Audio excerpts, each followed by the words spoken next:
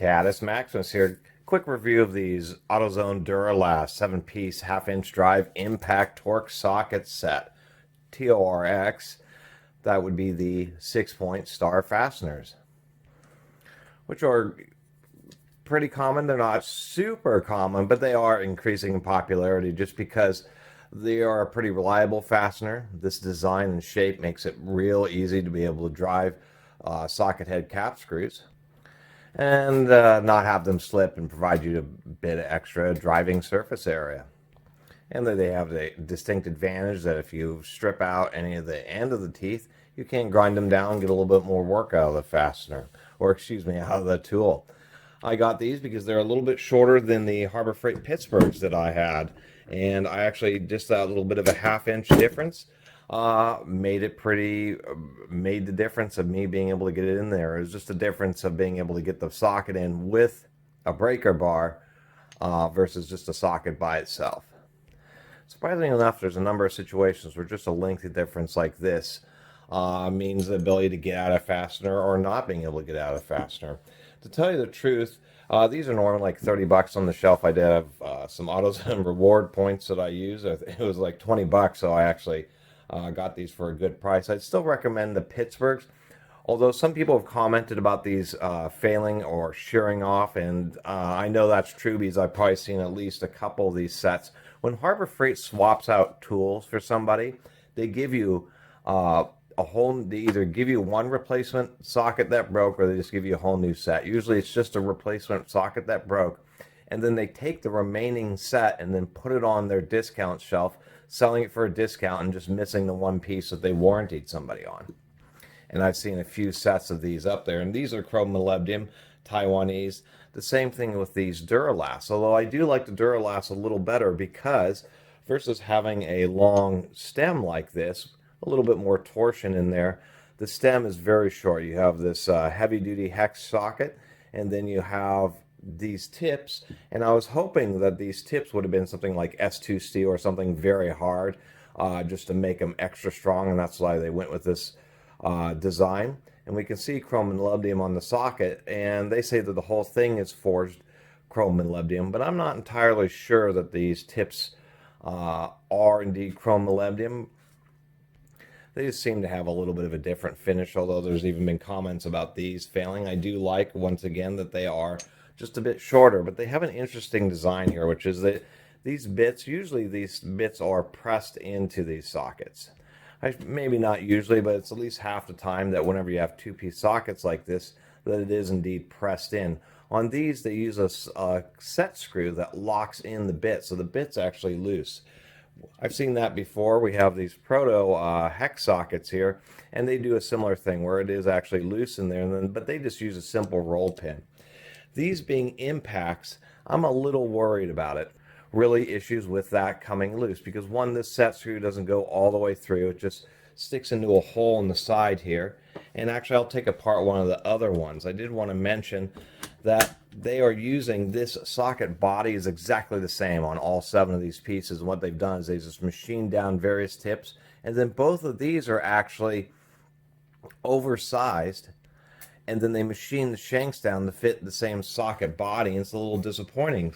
So meaning that I believe that the T50 and the DuraLast would be stronger than the Pittsburgh just because it has a heavier body and a shorter stem. But on something like the T70, that's not going to be the case because the Pittsburgh would be, of course, full length or full diameter of whatever the nominal drive size is, T70. Or on this T70, it has the same basic drive size as what's on the T55. And I was noticing that some of the set screws were loose from the factory, and I thought, well, these are impact rated. At least they would have torqued the set screws. And then when I pull them out, I find that they didn't put any thread locker on these things. And in an impact tool like this, which has loose sockets that you can just pull out, they don't sell any replacement parts, although I'm sure this design, 10mm base, you could get replacements for. Interestingly enough, they have the size stamped on the shank, but you'd never see that. But the problem is that this set screw just goes down, kind of the little tip sits in that little hole there, and it just presses against it. So as this is getting beat around the socket, it's going to be hammering against the scrub screw, of course causing it to want to loosen up. and then inevitably through the vibration of impacting, it's going to work its way out. So if somebody does, or if any of my viewers do get this, you would have to immediately pull out all these grub screws and put in blue Loctite. And then comparing what I was saying about shank diameter, these are both T70s. But if we look here, we can see that this AutoZone has quite a bit less diameter down there. And so I would think that under, near breakage torque levels, that this would obviously break more easily just because it's lost all that material versus the Pittsburgh.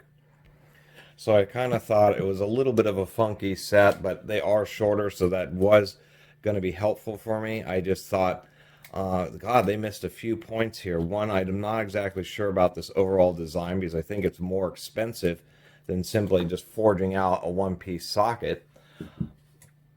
And then the execution, having a threaded grub screw that doesn't have any thread locker on a two-piece impact socket really doesn't make any sense. This proto isn't an impact, but I would think they'd do something similar where they'd use a roll pin. That way it would be easy to drive out, but it's a pretty reliable retention method and won't slip out on you or anything like that.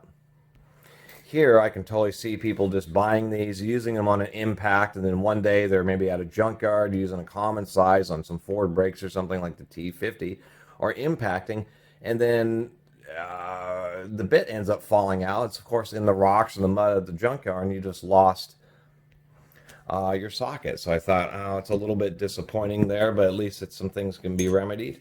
And once again, they are just a little bit more compact. So anyway, probably too long of a video about a simple socket set, but I really like the way that these things worked, or how short they were and how they look. They really look pretty heavy duty, although maybe not super duty, because we can see the Pittsburghs also have a thicker base on them, which is something to make note of. But I do like that they're shorter, especially when you're using them with things like breaker bars, because the shorter the socket, when you're putting a lot of pressure on the breaker bar, one of the things that wants to happen is that the breaker bar wants to fold over. That's usually where most stripping of fasteners happen, is not just because of the, just too much torque and the metal just tears. It's because you're not applying the force really accurately in a really square fashion. So the shorter the socket, this brings the fulcrum point, the point that you're changing direction on the load, closer to really where you want it to be. If you had like a breaker bar where it's just